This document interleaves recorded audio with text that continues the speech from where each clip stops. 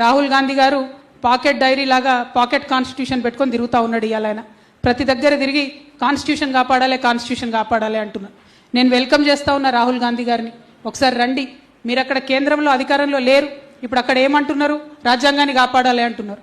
మీరు రాష్ట్రంలో అధికారంలో ఉన్నారు, ముందు ఇక్కడ కాపాడండి రాజ్యాంగాన్ని. ఇక్కడ కాంగ్రెస్ పార్టీ ప్రభుత్వమే ఉంది కదా, ఇక్కడ రాజ్యాంగాన్ని కాపాడండి. నిన్నగాక మొన్న నేను ఆసిఫాబాద్ పోయి వచ్చిన. పెద్ద ఎత్తున అక్కడ మత కల్లోలాలు జరిగినాయి.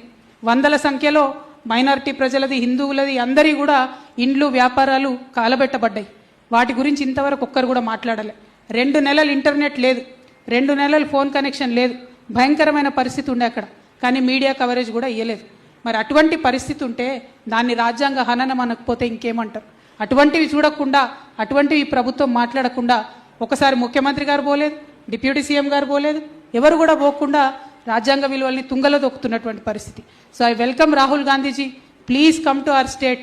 Don't forget to bring your pocket constitution because your chief minister has not visited those houses and businesses which were burnt down.